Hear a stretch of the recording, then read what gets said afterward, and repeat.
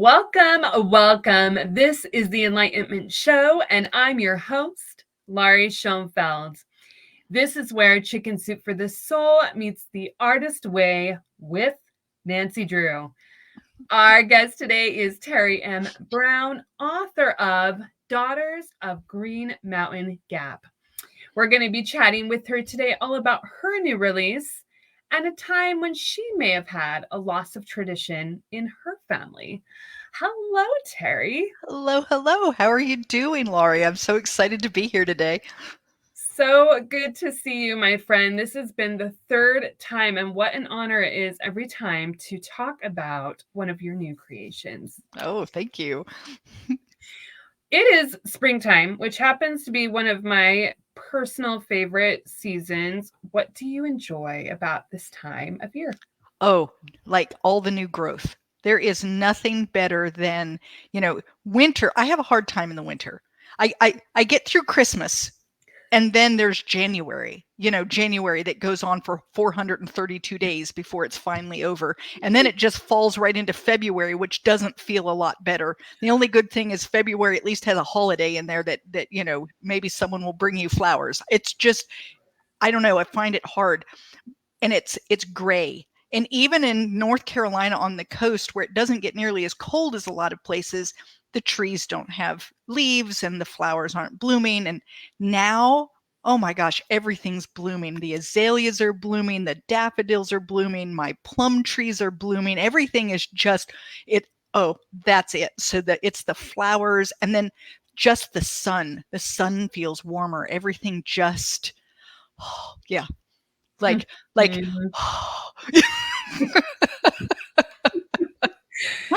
explained what my heart didn't even know that it needed to hear, but that's exactly it. That December and January. And I feel like March, I start to get a little bit of an itch, an excited itch in my veins of like, it's coming. It's coming. We're going to be good. We're going to be good. Yeah.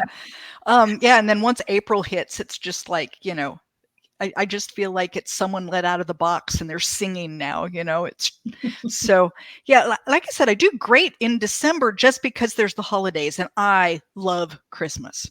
I love Christmas. I'm the decoration queen and I bake cookies and I go caroling and I do all of it. And then it's over. And it's like, oh no, I have filled all of these cold, miserable days and now there's nothing.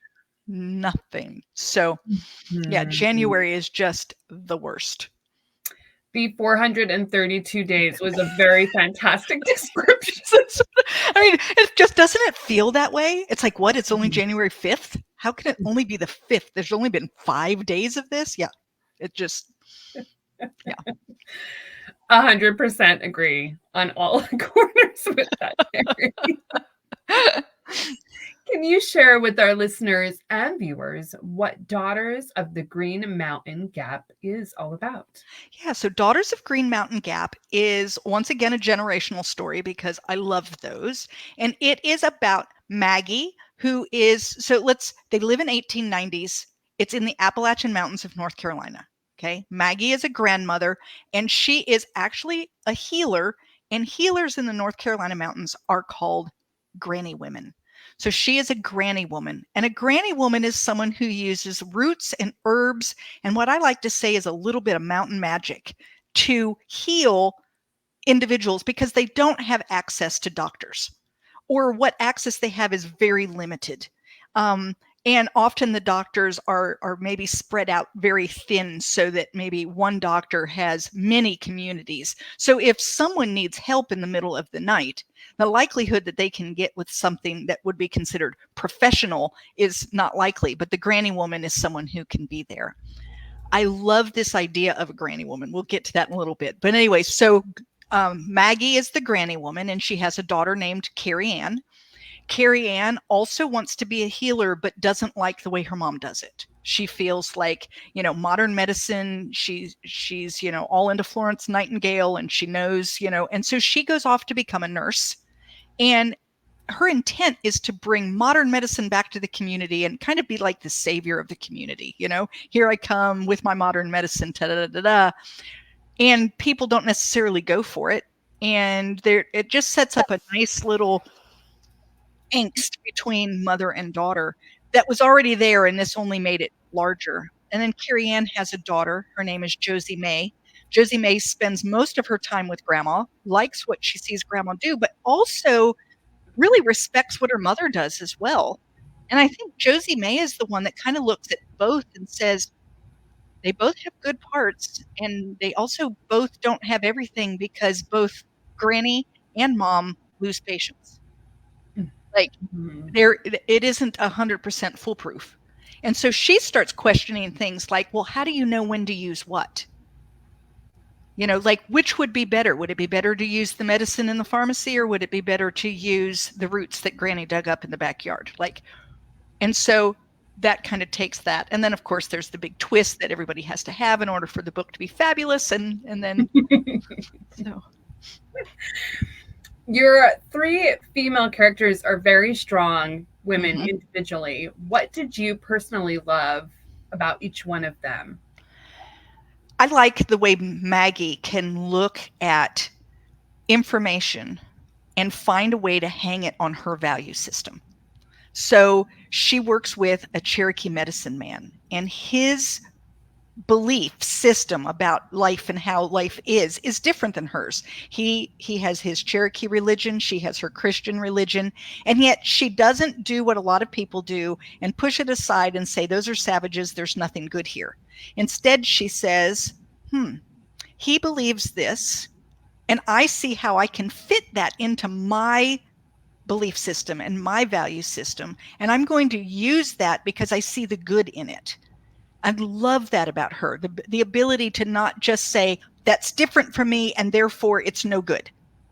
Okay. Josie May, the youngest one, what I really love about her is that her openness to learn.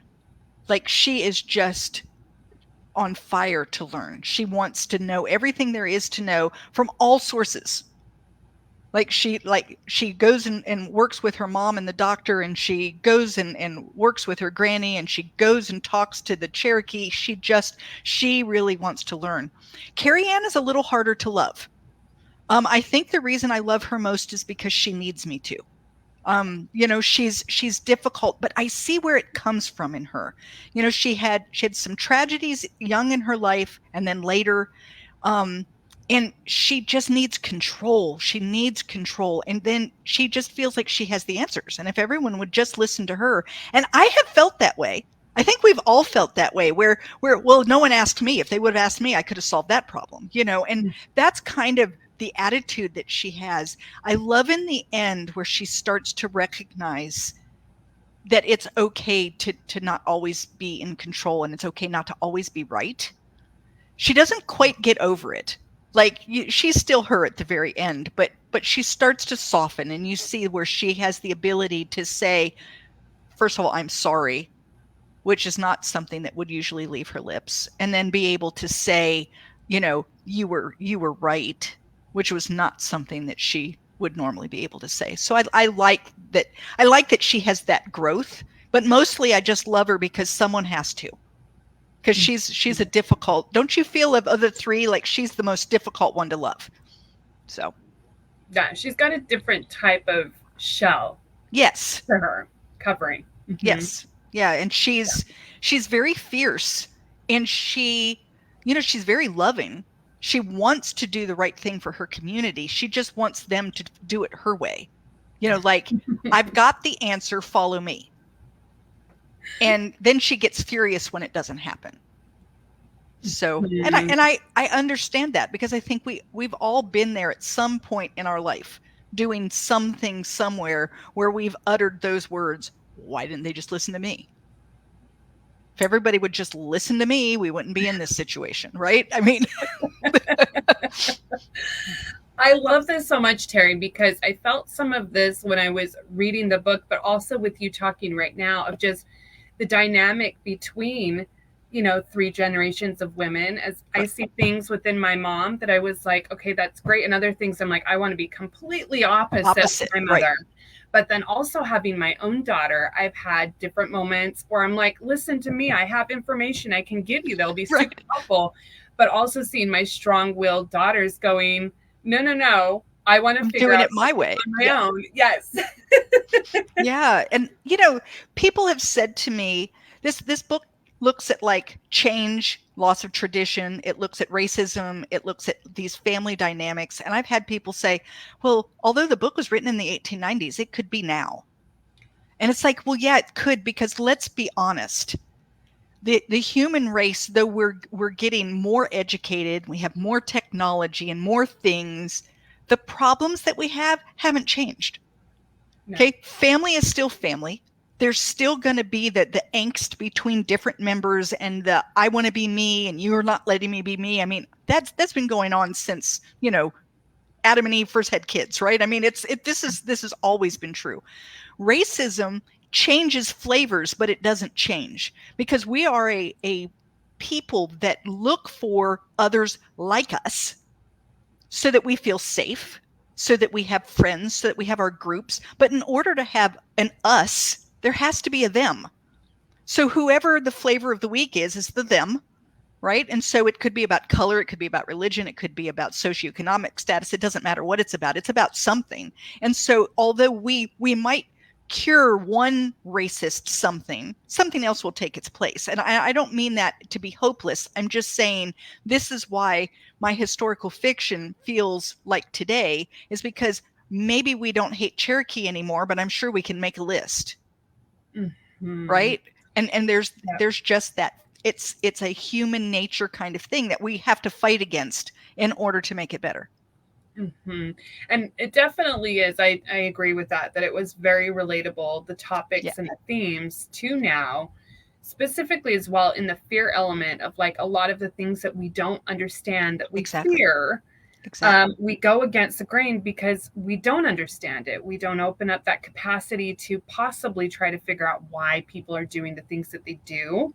It's just scary. And so now we're separating. So there is a study, I wish that I knew, I read it and I thought it was just amazing, that showed that they put electrodes on people and watched what was happening. And when they say the word change, what lights up in your brain is the fear sector. The same thing as if you are afraid of spiders and someone opened a box of spiders. The same place in your brain, just saying the word change. We're going to make a change. And everything goes on fire and your body is just a wreck. And you're sweating, all of the things that would happen. And I found that to be fascinating, because it's like, we're not wired to change. We need to change, but naturally we like everything just to, that's why we have things like better the devil you know than the devil you don't. I mean, right? Mm-hmm. Why do we have those kinds of sayings? Because people are afraid to make those leaps and changes. And so you have to have someone who's kind of bold and willing to go against it and like be out there. And then once we see that they haven't disintegrated, spontaneously combusted, then we'll maybe put our toe out that way and see what it's like. But you wait for those few individuals to try it first, because if they're going to fail, you want to just be sure you're back here in your nice little safe spot, and change is not something people like. That's fascinating to me on many levels, Teri, because change also, when you are in growth and expanding, you feel a lot of the same fears exactly that you feel, as you had mentioned, with anxiety or panic with a fear. It is. It's because it's all in that same, I mean, our brains are wired such that change ignites those things, and partially because change can be dangerous, right? If you know that your home is safe and you can come in and you can close the door and you can lock the door and everything is safe and you feel safe and everything is safe, and now someone says, we're going to do something totally different. Now your brain is saying, are we going to be safe? This could be dangerous. We could get hurt. Someone could hurt us. We could lose everything. We could lose people we love. All of this is happening. So even a minor change can set up people to kind of fail. So the whole idea, like, we have people that help us to grow, like you see therapists and whatnot, and they can help make you, like open up. You almost have that. So you have like a hand railing, because doing it alone is terrifying. Oh, I think I'm going to change today. No, I think I'll go back to sleep. Thanks. The hand railing is such a good metaphor, because that definitely, you need that anchor and that support Yeah. system as You have someone that's telling you, look, I've been on the other side. It's okay. Come on, one more little step. Just hold on. I'm right here with you. And you kind of feel like, okay, I can try it, because I have a safe place to land, and I have a safe place to vent and to explore what happened when I tried it and all of those things. And so, if you don't have a therapist, there's, your best friend. I mean, we all do it one way or the other. Those late night calls with your friend when you're eating chocolate ice cream because, your whole life has fallen apart and you're just going on and on. You're doing that. You're using that handrail as you're making these changes in your life. Mm-hmm. What kind of research did you do with the granny woman, and what did you learn about the medicinal herbs? Oh yeah, so that was really cool. Can I tell you a quick story about where I came up with the idea? Okay, yes, please. Okay. So I had a wart, and it all started because I had a wart on my thumb.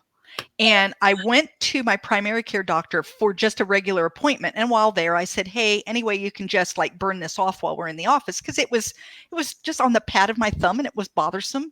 And she said, oh no, I'll have to send you to a specialist.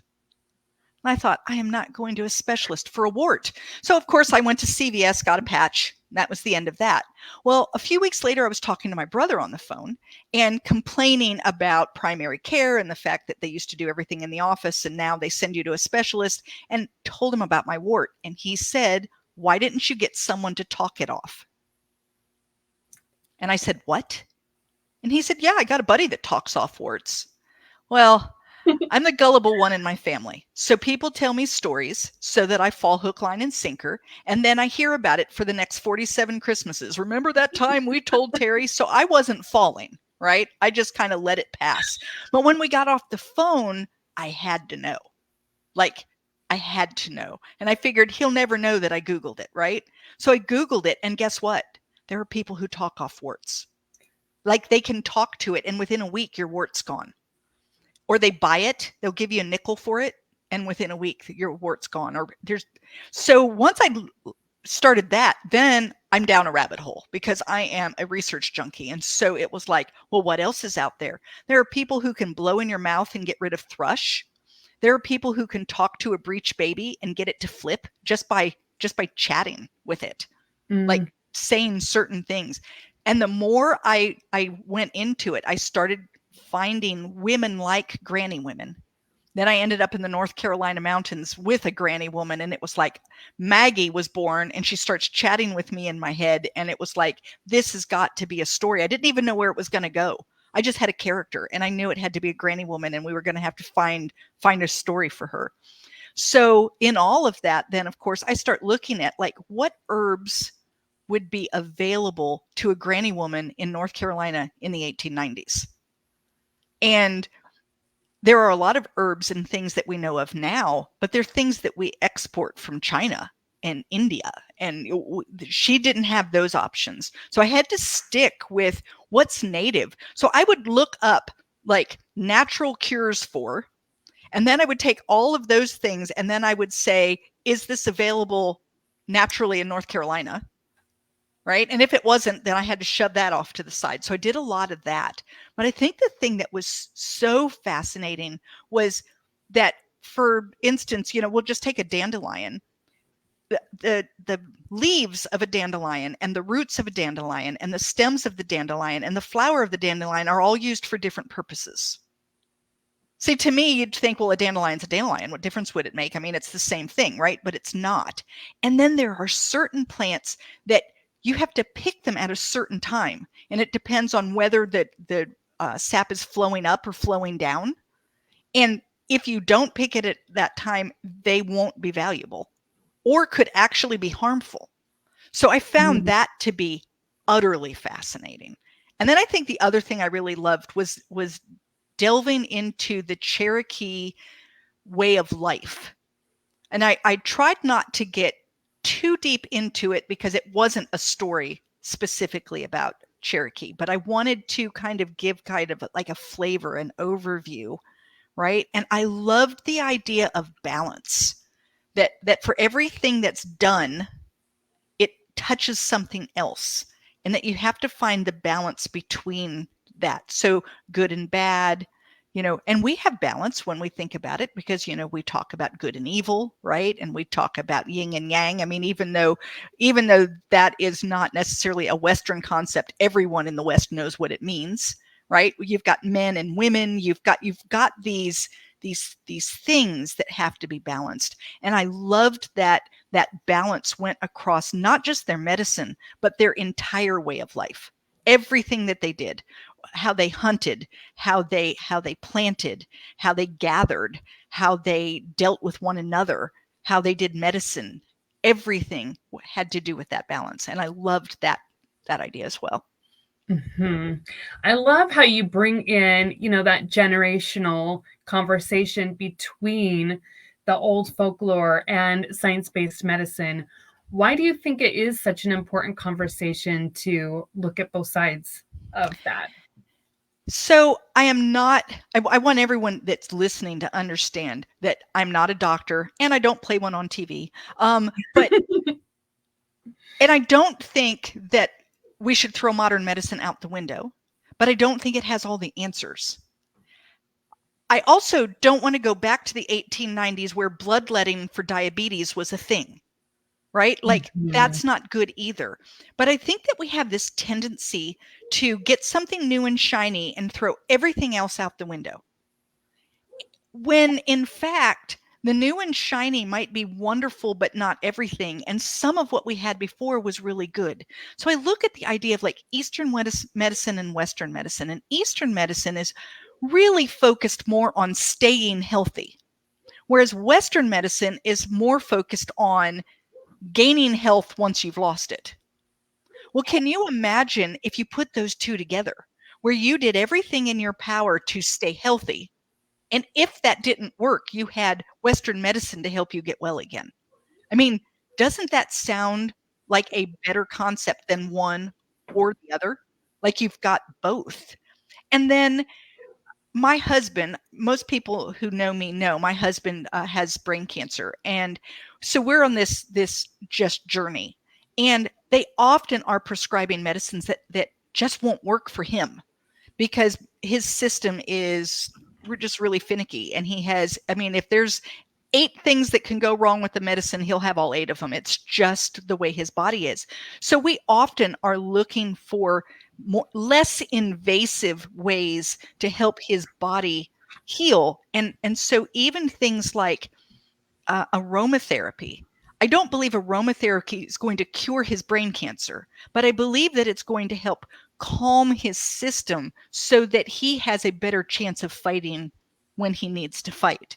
Because if he's fighting against anxiety and the chemo and the cancer, do you see, like, I just think that there's a way to wed these things. It doesn't have to be an either or. And that's why I want that conversation. I really think that we need to be able to look wider. If you're not finding your answer in this aisle, there's other aisles. So go look and see like what is going to work for you, because although we have like these protocols that doctors use, we're individuals. You and I are 2 very different people. And so what works for you might not work for me. Mm-hmm. So you can't say to everybody, oh, I have found the answer for, because what you have found is the answer for that specific thing for you. And maybe it will work for some of your friends, but it will also not work for others. For instance, I have fibromyalgia, and I am currently dairy-free, wheat-free, and soy-free. And I've been that way for 6 weeks because I was told getting rid of the inflammation is going to cure all of your problems. Unfortunately, I hurt every single day, just like I did 6 weeks ago, and I don't have dairy or wheat or soy. So this was not the answer for me. Okay. But that doesn't mean that it wasn't the answer for some people. Mm-hmm. And that's the point, at least to me. And now I'll get off my soapbox. Well, because when you were talking, I was like in so much agreement of I love, and that was one of the things that I loved about Josie May, of like having that conversation of just what you had mentioned, that my body is different than your body. Right. And the things that we're going through mentally, emotionally, physically are completely different. Even if we have some of the similar relatable experiences, we're processing them different. Therefore, so is our body. And so that Nancy Drew, I like to look at it like what you're saying, like be your own Nancy Drew and ask your body, like try different things. And if it doesn't work, then look again, because there are lots of cures, and the wrong word, but there's lots of things that can affect your body. And you don't really know which ones they are. The cool thing about granny women is they seem to be very in tune. And so they do look at someone and they see more than the illness. They kind of take the whole person into their mind, as they say, of these 8 meds that can help with this problem, I think this one's going to work better for her. And they have a reason in their mind. Maybe it's because of the color of their skin, or maybe it's something that she heard in a raspy in her voice. And so she put 2 and 2 together and said, ooh, I'll bet this has more to do with allergy than it has to do with, and so she would use different things based on what she saw. And that's something I think modern medicine is missing. We've become too much, this is the standard care, which I agree that we need one, but I also wish that we had a standard care that we could deviate from and say, but based on what I'm seeing here, where often that piece is missing. Mm-hmm. It's, we're going to do the standard care. Oh, it didn't work for you. There must be something wrong with you. Ouch. Yep. Like having those conversations too of, when you talked about granny women, how they seem to be more intuitive. Yes. Of also offering that opening for our individual selves, of like, just because we get information from different sources that may be very well educated, may have exactly the information we need, it may not be the thing we need. So to trust what we're feeling and we're at as well. And with a granny woman, there was this trust. I think that's a good part of why granny women could do what they did. They believed in themselves, and the people who went to them believed in them. And when you have that kind of connection, our bodies are, in my opinion, wired to be healthy. That's what they're meant to perform in a certain way. And things happen so that they're not. But if you can open up this channel where you now have a belief that your body can do what it needs to do, I don't even know that it's as much about the dandelion as it is that belief that I have found someone who understands me and they're going to help me. I know they've done multiple studies of things like people who are optimistic get over surgery faster. You can give people a sugar pill and tell them it's a pain pill and their pain disappears. So there is a lot of things that go on in our minds that we don't comprehend. The medical field has no real understanding of yet. They know it's happening. They don't know why. They don't know the mechanism. They don't know how to get at it purposefully, but it's happening. And so with the granny woman, I think a lot of times it was, I believe she can help me. And she believes she can help me. And that alone helps. I've tried things before and people say, oh, if that works, it's all in your head. And my response is fine. Good for my head. If doing this is all in my head and I feel better, what do I care? Why do you love writing generational books that experience with families? I love looking. So there's never one way to look at any topic. There's multiple ways. And generational stories give me, so if I write 3 generations, I have 3 very distinct ways to look at the same thing.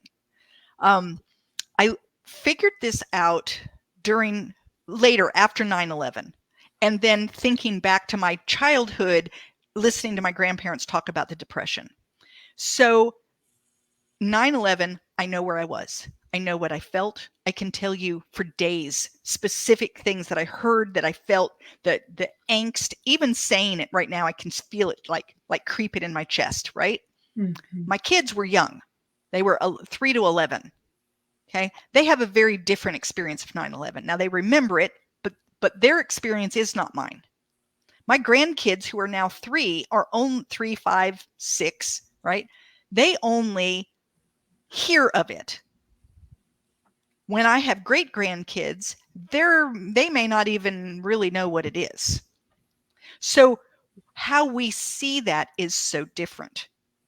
And then I go back to my grandparents used to talk what I thought was ad nauseum about the Depression, right? So I was born in 1963. So, we're now in the 70s, and we're sitting there and they're still talking about it. And that was my thought as a teenager. Oh my God, are they going to talk about it again? It's not like we have to save tinfoil anymore. It's done. Why are we still talking about it? Well, I wasn't a horrible teenager. It's just that I had no experience with it whatsoever. It was something I read in a textbook and something I had to endure when we went over on Sunday for dinner, is listening about this Depression. It meant nothing to me because my life had never been anything like that. Well, it still meant a lot to my grandparents because it changed their life. And so as I started thinking about that idea, that's why generational stories are fabulous, because you don't have to contrive a reason why these 3 individuals or 5 individuals or whatever you have are different and see this differently. It's very natural. This is why they see it differently. Their life experiences are so different, and how it touched them is so different. And so that's why I like to do it. I love the idea of seeing everything from multiple perspectives. Like there's no right answer. I mean, I do believe there are a few things that have right answers, but generally it's more like there's a right general path, but there's a lot of ways to see it. Mm-hmm. More gray than we think. Yes. Yeah. I mean, I personally in my life, I love black and white because it makes me feel safe. But the longer I live, the more I recognize that whatever I thought was black and white tends to be far more gray than I've ever liked. And I make it black or white in my mind to feel good, but it's not reality. Mm-hmm. I'd love for it to be. Oh, yes. Yeah. Yeah. I mean, I would love for it to be that black and white, but it really isn't. And I've had conversations with people where if you're willing to open up and listen to the other point of view, whatever that other is for you, if you're willing to listen, really listen. I don't mean just not interrupt. I mean like listen. You'll start to hear things that take your point of view. It may not change what you believe overall, but it will add a few question marks in. It will make things not quite as defined. Where the line is a little less bold, it's kind of bleeding over a little. And the older I get, the more I like to do that. It's like I really want to hear, I want to understand, where are you coming from and why? And so to do it in a book is fun. Yeah. You love to do ballroom dancing. Yes. What kind of dances do you typically enjoy most? So the foxtrot's the easiest. So, you can just get out there and foxtrot because it's pretty straightforward. I love the waltz just because it's smooth and it's beautiful, and it makes me think of all of those television shows from the 40s and 50s where they did the dancing around, But one time with an instructor, I did a tango. And I didn't know what I was doing, but I didn't have to, because he he knew how to lead. And he had me, I have no idea what I looked like. Okay. I have no idea. Probably if I saw it, it would make me cringe, but I know what I felt like. And I felt amazing. It was unbelievable. I felt like my body was someone else's, you know, and I was just doing these unbelievable moves. Like I said, more than likely anyone watching it was not seeing what I felt in my head. But if I could find a way to get to that, like that would be fabulous, to be able to tango like that, because it's just so dramatic and you have such control, but it's, I don't know, it's sexy, and it's just, I don't know, like, it's just fabulous. Yeah. So those Latin dances, I think, are just phenomenal. I have white women hips, so it'll never be a thing. Like, but you felt good with your white women hips. I did. I mean, you know, and like I said, I have no idea what I looked like, but I know that while someone else was guiding me through that, I felt fluid and beautiful, and I felt like I should have on a red dress that just whooshed all over, you know, and it was excellent. And that was years ago, and I still think about it. That was a phenomenal experience. That's going to be a bucket list thing, I think, Teri, now, is finding that red dress that whooshes and going back to trying that again. Tell us about your bargain shopping. What do you enjoy about that? Oh, there's nothing better than getting something that is worth a lot for a little. Like, I don't know what it is about that, but there's a charge in that. One of my favorite things to do is go to estate sales. So you walk into these homes and you know, and I try not to think about why you're walking in, because that's sad. But when you go in and there's these things on sale, and it's like, oh, I've always wanted whatever, right? And there it is, and you get it for a fraction of what it would be new.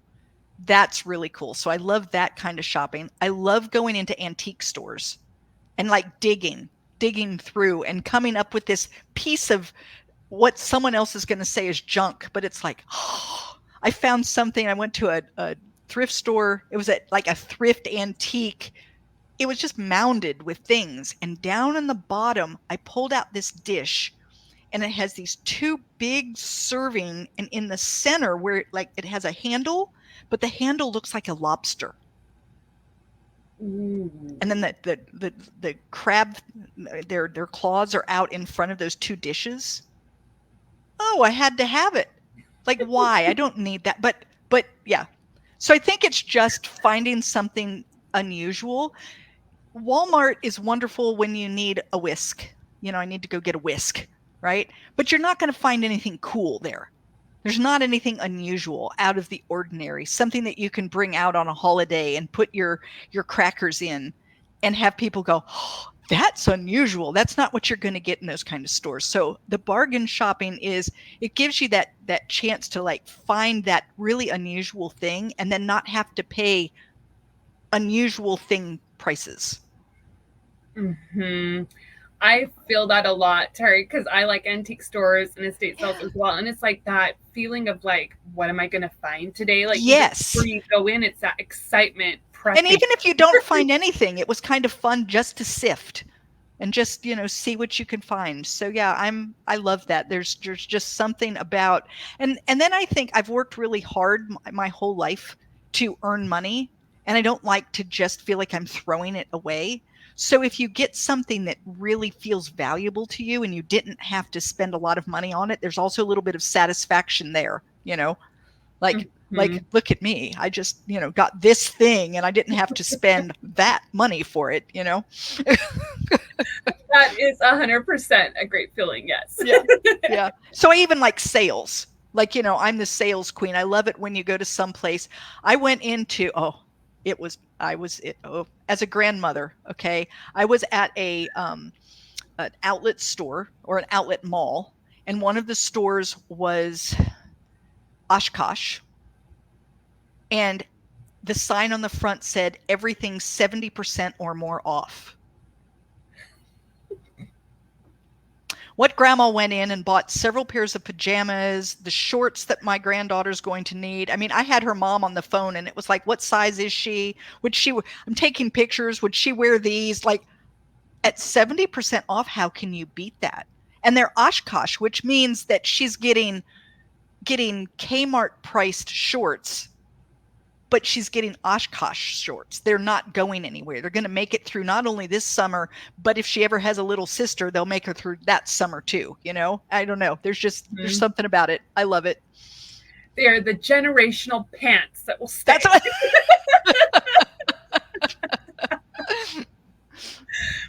Have you ever experienced a loss of tradition within yourself or your family? So, yeah, I mean, I've been divorced, and getting divorced pulls your traditions completely apart.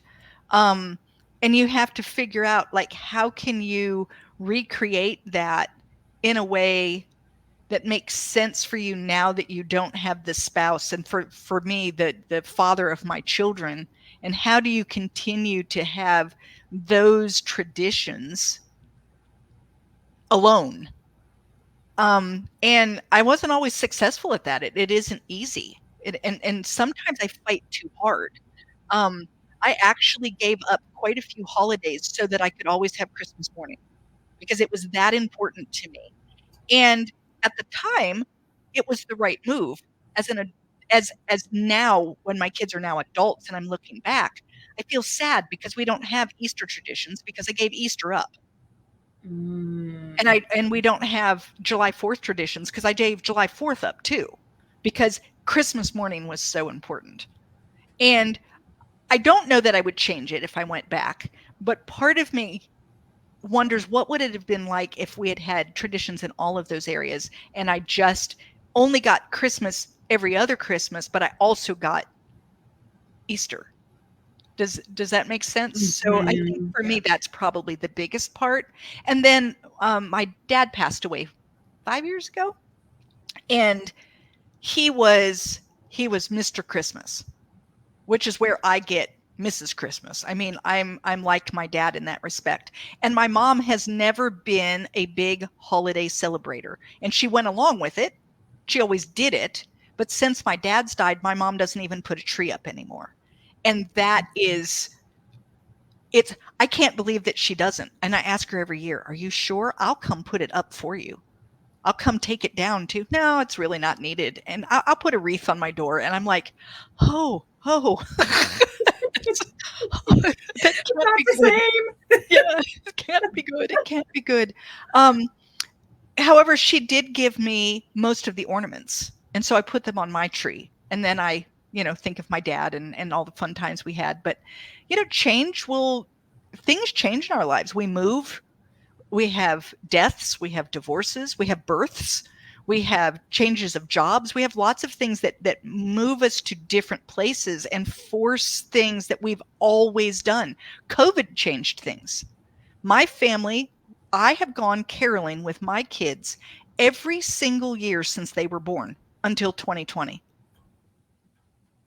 And we couldn't all get together at the same time, and we had to be careful, and we actually had Christmas outdoors that year so that nobody would breathe on anybody else and all of the things, right? And we didn't get to go caroling. And it broke my heart because we've done it every year. We've done it every year for 30 years. What do you mean we're not doing it now? And yeah, so I think that I don't know anyone who hasn't experienced some kind of loss of tradition. I mean, what about you? Do you feel like you've had to give up some traditions at times? Oh, 100%. Like I've had definitely some separation of family as well. And, so there's absolute adaptation of different feelings and changes within your own kids and within yourself of creating something new that's kind of the same, but it's not but not really. Yeah. Mm-hmm. Yeah. And it's hard because I like traditions. Like I really enjoy them. And so I can get a little feisty when people say, oh, do we have to do that again? It's almost like, well, yes, we do. And then I have to remind myself, no, we really don't.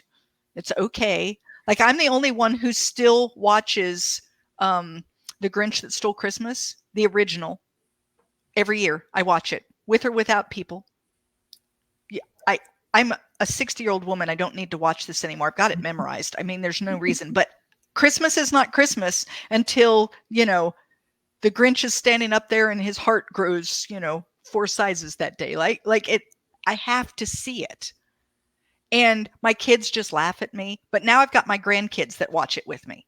So that's become my new tradition is that I make sure that they sit with me and we watch. So that's a classic too, Teri. Yeah. Well, I agree. Christmas. Yes. I mean, everybody should watch that one, right? We're going to take it to the inner child question segment. Are you ready? I don't know. Am I? Yeah, like the third time on the show, she's still doing the inner child segment. Let's see if I'm okay. First question, what herbs or plants do you find magical? Plants. Well, so for me, a daffodil is probably the most magical because it's usually the first flower to pop up. And I like the fact that it essentially says F you to winter.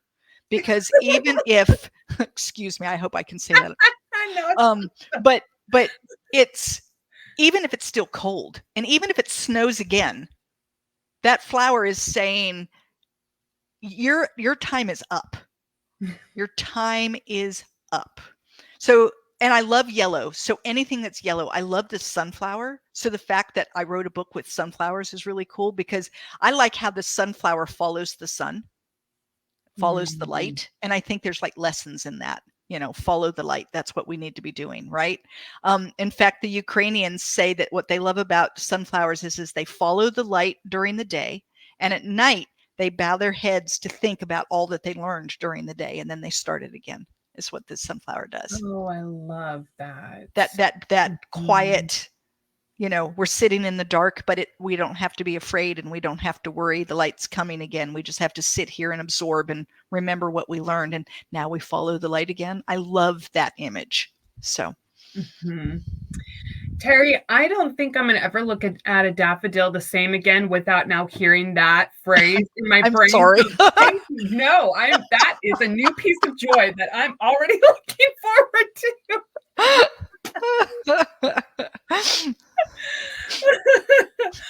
It is a badass flower in my brain. Yeah. No, I mean, really it is because it tends to pop up. In North Carolina, it tends to pop up sometimes even in January, like it's just out of, but even in cold, snowy places, all it takes is 3 or 4 days of no snow on the ground. Even if the snow's coming back and those flowers are like, oh, we feel the warmth, out they come, right? And yeah, it's like that sign that lets you know, okay, winter may not be over, but it's on its way out. It's headed. It can't be much longer if the daffodils are blooming. That's second question. As a teenager, what was something that was healing to your heart? Oh, I had an angsty teenage heart. Whew. Water. Water has always been the ocean in particular, and still is. But water, especially moving water. Like if you could, I love the ocean and the waves. I also like sitting along a river or a creek and hearing the as it's going across the rocks and the things. There's just something about it that I can just feel that. And I do that to this day. If I am feeling very stressed and I realize I'm really like holding it, I think I need to get to the beach, and I only live 10 minutes from the beach. So I will go to the beach. And as soon as I head over that dune and I'm hearing and I'm seeing it, I feel my whole body go, I don't know. There's just something unbelievably calming about water. Before we end today, can you share with our listeners and viewers what living a creatively abundant life means to you now? I think that it means not being afraid to let what's in you out. So whether that's writing or painting or singing or playing the piano or whatever, gardening, sewing, whatever that thing is that that allows you to let what's in your mind out into a different form, like, don't be afraid. Go ahead and do it. And it doesn't matter if you're great at it. Like, it doesn't have to be anything to anyone else. It's just your expression. And I think if you can do that, then you'll feel creatively abundant. And eventually you'll find a place where people do actually appreciate the things that you're doing. You know, the first manuscript I ever wrote will never see the light of day. It wasn't any good, but it was the first, and it moved me to the second, to the third, to where I am now, right? And so that's what all of those things do. And if you hold it all in because, oh, I'm not good at it. Like, I'm learning to play the piano as a 60-year-old woman. Okay. I am never going to be a pianist. Like, I'm never going to be a concert pianist. No one's ever going to put me on a stage. I don't want to be on a stage. And it's not what I'm going for, but it's for me. It's something I've wanted to do. And I get a real charge out of figuring out this little piece of music, you know, and being able to get my right hand and left hand doing something different at the same time. It's like, wow, I did that. And so I think that should be the process. It's more about, look at what I'm accomplishing that's different from what I could do yesterday. And can you imagine, I would never do it if I thought, well, I can't do it until I could be good at it. I'd never tried the piano because, quite frankly, I doubt I'll ever be good at it in terms of like anyone would want to come listen to it.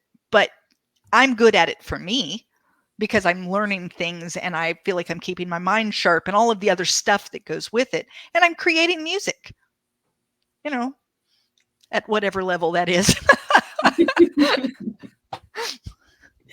High five for starting piano and continuing to move your passions forward. Yeah.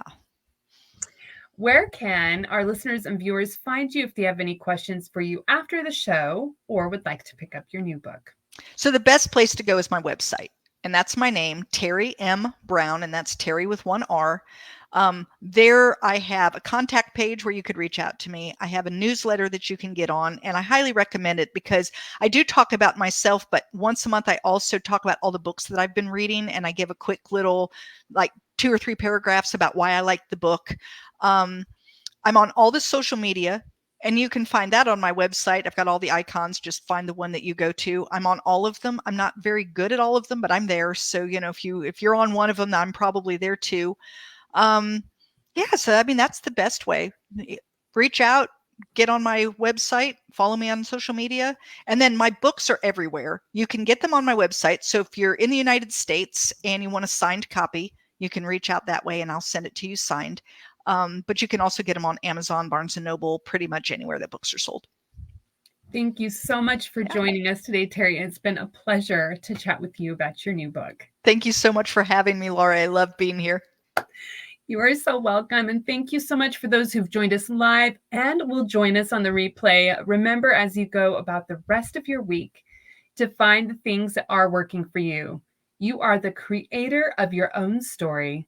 What steps will you take next? Have a beautiful Monday, everyone. Thank you, Teri. Thank you.